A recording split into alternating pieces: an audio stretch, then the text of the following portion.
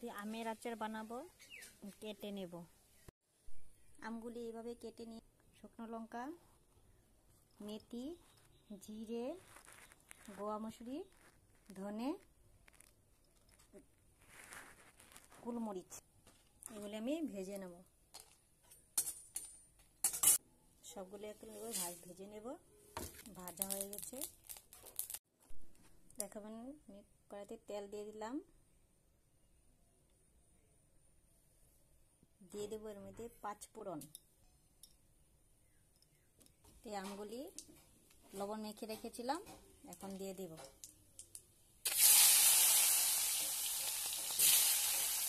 দিয়ে দেবো এর মধ্যে নুন, হলুদ, লঙ্কা গুঁড়ো।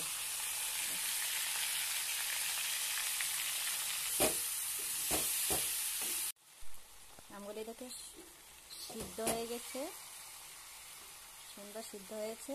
এর মধ্যে দিয়ে দিই গলে রাখা গুড়। আমের আচার প্রায় আমার রেডি। দেখো কি সুন্দর কালার হয়েছে। এর মধ্যে দিয়ে দেবো ভেজে রাখা মশলা গুঁড়ো করে নিয়েছি।